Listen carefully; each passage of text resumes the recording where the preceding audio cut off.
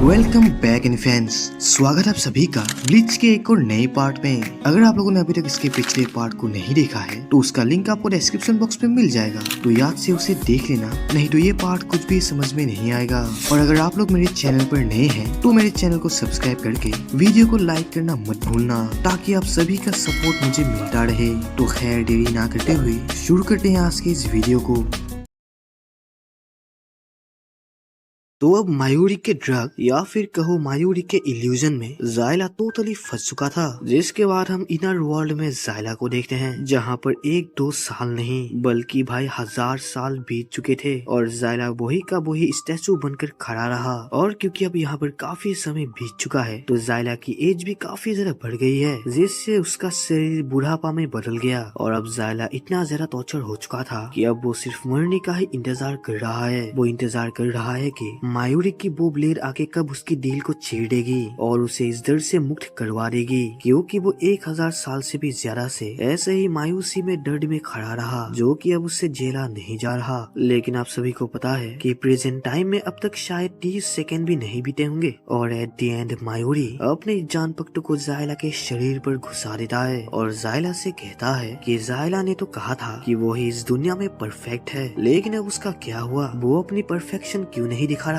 ऐसा इसलिए क्योंकि इस दुनिया में कोई भी परफेक्ट नहीं होता। परफेक्ट होने का मतलब यह है कि इस दुनिया में उससे भी बड़ा और उससे भी स्ट्रॉन्ग कोई भी नहीं है, जिसे शायद कोई भी नहीं हरा सकता। परफेक्शन एक ऐसी लालच है जिसे पाने में सैकड़ों बंदे अपनी जान गवा देते हैं, लेकिन अफसोस इसे कोई भी हासिल नहीं कर पाता, क्योंकि ऐसा करना पॉसिबल ही नहीं है। क्योंकि अगर प्रेजेंट टाइम में कोई स्ट्रॉन्ग बन गया या फिर मान लो परफेक्ट बन गया, तो एक दिन एक बंदा ऐसा भी आएगा जो उससे भी ज्यादा स्ट्रॉन्ग और उससे भी ज्यादा परफेक्ट होगा। परफेक्शन की कोई लिमिट नहीं है, कोई भी चाहकर भी परफेक्ट नहीं हो सकता, क्योंकि चाहे ना चाहे उसके ऊपर कोई ना कोई तो होगा ही जो उससे भी ज्यादा परफेक्ट होगा। और उन दोनों जैसे साइंटिस्ट के लिए तो परफेक्ट होना एक निराशा है, क्योंकि साइंस सिर्फ कॉन्सेप्ट पर ही विश्वास करती है। और जायला तो उसी टाइम हार गया जब उसने कहा कि वही इस दुनिया में परफेक्ट है, जो कि बिल्कुल भी सच नहीं है, खासकर एक साइंटिस्ट के लिए। और ये बोलकर मायूरी अपने जान पट्टों को तोड़ के जायला को ऐसे छोड़ के यहाँ से जाने लगता है, जिसे देखकर इचिडा हैरानी से उससे पूछता है कि आखिर वो जायला को जिंदा छोड़कर यहाँ से क्यों जा रहा है और भला उसने अपनी जान पट्टों आधी क्यों तोड़ी। तो इस पे मायूरी कहता है कि उसने अपनी जान पट्टों को इसलिए तोड़ा क्योंकि उसने अपने मालिक की बात नहीं मानी और उल्टा उस पर ही अटैक कर दिया, जिसकी सजा वो अपनी जान पट्टों को दे रहा है। और जब तक इसका पकड़ने वाला हिस्सा रहेगा तब तक वो उसे फिर से बना पाएगा। और फिर वो ये बोलकर नेमो के पास चला जाता है, जिसे ऐसे जाता हुआ देख इचिडा और रेंजी बहुत हैरान होते हैं, क्योंकि उन दोनों को मायूरी की नीयत कुछ ठीक नहीं लग रही थी। और सच में मायूरी एक बदमाशी वाली हरकत करके नेमो को फिर से जिंदा कर देता है भाई। और अब नेमो तो पहले से काफी ज्यादा क्यूट लग रही थी, जिसे देखकर इन दोनों के तो होश उड़ जाते हैं, क्योंकि मायूरी ने जो हरकत किया वो बिल्कुल भी एक्सेप्टेबल नहीं था। ये सुनकर मायूरी उन दोनों को ही ट्रोल करने लगता है कि वो दोनों तो धरती के बोझ हैं और ऊपर से काफी ज्यादा नॉनसेंस भी। ये सुनकर इचिडा भड़क जाता है और मायूरी से लड़ने लगता है, लेकिन इचिडा की इंजरीज उसकी हालत खराब कर देती है। इससे रेंजी उसे समझाता है कि वो ऐसे शोर ना करे, क्योंकि वो अंदर ही अंदर काफी ज्यादा घायल है। और ये सुनकर इचिडा भी समझ जाता है कि चुप रहने में ही उसकी भलाई है। और यहाँ मायूरी को जमीन के नीचे कुछ ठीक नहीं लगता, जिससे वो नेमो को ऑर्डर देता है कि वो जमीन को खोद दे। और सच में नेमो ऐसा करने के लिए रेडी थी और भाई वो अपने हाथ को एक जमीन खोदने वाली मशीन की तरह बना लेती है, जो अपनी पूरी ताकत से जमीन को खोदने लगती है। लेकिन तभी बदकिस्मती से जमीन के अंदर से पैसे और डोंडो निकल आते हैं और अपनी सुपर एंट्री मारते हैं। लेकिन नेमो तो रुकने का नाम ही नहीं ले रही थी, जो पेशे और दोंदो की कब्र खोदना चाहती है। और ये देखकर पेशे और दोंदो काफी ज्यादा घबरा जाते हैं और मायूरी और नेमो को समझाने लगते हैं कि वो दोनों तो उनके तरफ हैं, वो दोनों दुश्मन नहीं है। लेकिन मायूरी तो इस पे समझने से रहा, जो नेमो को उन दोनों को तबका देने का ऑर्डर दे देता है। और बेरहम नेमो भी ऐसा ही करती है, जो जमीन से खोद के एक बड़े पत्थर को निकाल के उन दोनों को यहाँ से दूर फेंक देती है। और तभी हम जमीन के अंदर एक सीक्रेट कॉरिडोर को देखते हैं, जिसकी तलाश शायद मायूरी ही कर रहा था। और रेंजी और इचिडा भी इस सीक्रेट रूम को देखकर काफी ज्यादा हैरान थे कि आखिर ये कमरा यहाँ पर आया कैसे और इस दरवाजे के अंदर आखिर है क्या। तो तभी चेक करने के लिए मायूरी अंदर चला जाता है, क्योंकि उससे पता था कि ये जायला की साइंस लेबोरेटरी है। और जैसे ही वो इसके दरवाजे को खोलता है तो वो यहाँ का सीन देखकर काफी ज्यादा हैरान हो जाता है, क्योंकि भाई इस कमरे में 2 बंदे की लाश लटकी हुई थी और पता नहीं ये दोनों कौन है। शायद इसके बारे में हमें आगे पता चलेगा। और इस तरफ हम याशिरो को देखते हैं, जो नोइतोरा और केनपाची की लड़ाई को ध्यान से देख रही थी और यहाँ पर केनपाची अपने ब्लेड से एक जोरदार स्लैश नोइतोरा के बॉडी पर मार रहा है, लेकिन नोइतोरा का बॉडी इतना ज्यादा सख्त था कि वो उसे काट ही नहीं पाता।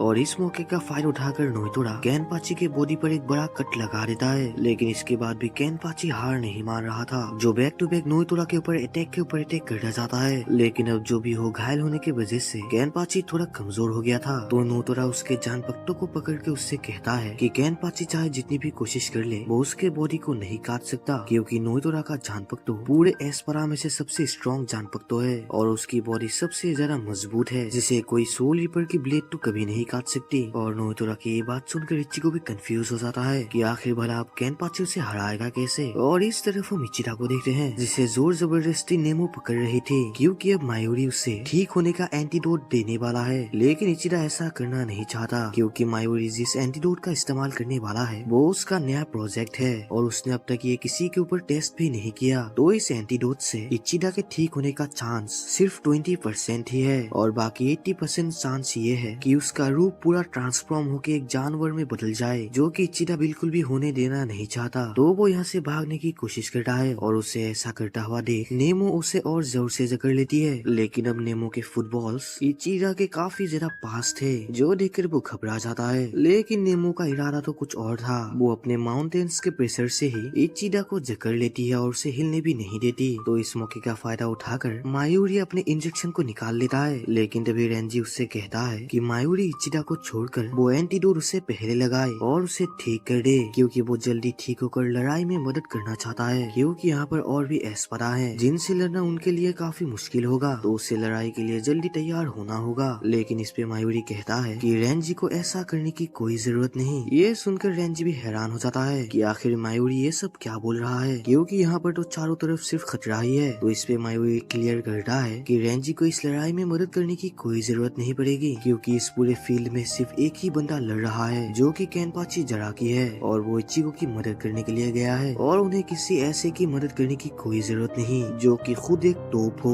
और वो ये बोलकर इचिरा के बॉडी पर एंटीडोट लगा देता है और रेंजी तो ये सुनकर और ज्यादा हैरान हो गया था कि आखिर यहाँ पर उनकी मदद करने के लिए खुद केनपाची भी आया है। और मायूरी रेंजी को वार्न करता है कि उन दोनों के लिए भलाई यही है कि वो दोनों केनपाची की लड़ाई के बीच में दखल ना दे, क्योंकि अगर वो दोनों ऐसा करेंगे तो केनपाची अपने दुश्मन के साथ उन दोनों को भी टपका देगा और वो ऐसा करने में एक सेकेंड भी नहीं सोचेगा। और इस तरफ हम इन दोनों बीस्ट को देखते हैं जो कि अभी तक अपनी टक्कर की लड़ाई लड़ रहे थे। और तभी केनपाची अपने एक ही झटके में नोइतोरा को काफी ऊपर फेंक देता है और नोइतोरा जो आसमान में ही अपने जान पट्टों को पकड़ के उसे तेजी से हेलीकॉप्टर की फैन की तरह घुमाने लगता है, जिससे वहाँ पर एक बड़ा तूफान बन गया था। लेकिन केनपाची भी कम थोड़ी ना था, वो अपने सिग्मा स्टाइल से एक ही झटके में नोइतोरा के जान पट्टों को पकड़ लेता है और उसे तेजी से अपनी तरफ खींच लाता है। और नोइतोरा जो चाहकर भी इस पर कुछ भी नहीं कर पाता। तो तभी केनपाची नोइतोरा के सिर को पकड़ के उसे जोर से जमीन पर पटक देता है और अपने जान पट्टों से सीधे उसके सिर पर अटैक करता है। लेकिन नोइतोरा ने एन मौके पर इस अटैक को डॉज कर लिया था। तो ये देखकर केनपाची उससे कहता है कि नोइतोरा को इस अटैक से खतरा था, इसीलिए उसने इसको डॉज किया। लेकिन नोइतोरा ने तो कहा था कि एक सोल रिपर की स्वॉर्ड उसके बॉडी को नहीं काट सकती। लेकिन अगर सच में ऐसा ही होता तो नोइतोरा उसके इस अटैक से बचने की कोशिश नहीं करता। लेकिन नोइतोरा इस पे उससे कहता है कि केनपाची एक नंबर का बेवकूफ है, क्योंकि लड़ाई में तो सभी अटैक से डॉज करते ही हैं, लेकिन इसका मतलब ये नहीं कि केनपाची उसके बॉडी को काट सकता है। और ये बोलकर नोइतोरा केनपाची के ऊपर एक जबरदस्त अटैक कर देता है, जिससे नोइतोरा को लगा था कि इस अटैक से केनपाची का काम तो तमाम हो चुका है। लेकिन तभी कोहरे के अंदर से केनपाची कहता है,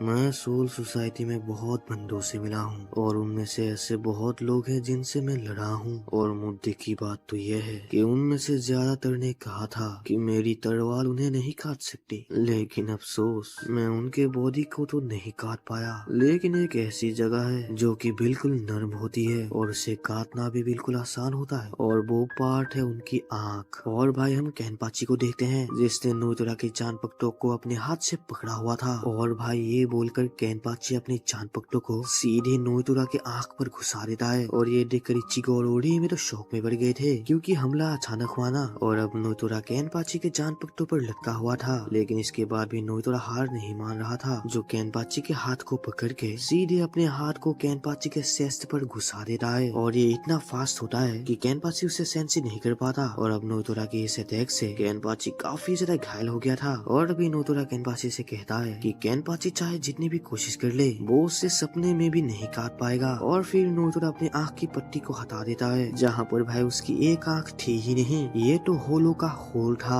जो कि हर एक होलो के पास होता है, और उसका होल तो उसके आँख पर था, जो कि मैंने अभी नोटिस किया है। और आप लोगों ने इस बात को पहले नोटिस किया कि नहीं, मुझे कमेंट में जरूर बताना। मतलब इससे यही पता चलता है कि केनपाची का वो जबरदस्त अटैक किसी भी काम का नहीं रहा, जो देखकर इचिगो के पैरों तले जमीन ही फिसल जाती है कि आखिर भाई यहाँ पर हो क्या रहा है। और तभी नोतोरा केनपाची से कहता है कि क्या केनपाची की असली ताकत यही है, क्या उसकी ताकत की लिमिट यही है। और अगर ये सच है तो केनपाची कैप्टन के नाम पर एक कलंक है, जो अपने साथियों की जान बचाने की बात तो छोड़ो खुद की जान भी नहीं बचा पा रहा। लेकिन केनपाची नोतोरा की बातों पर कोई भी जवाब नहीं देता, बल्कि एक डेविल स्माइल देता है, क्योंकि अब तो उसे इस लड़ाई में असली मजा आएगा।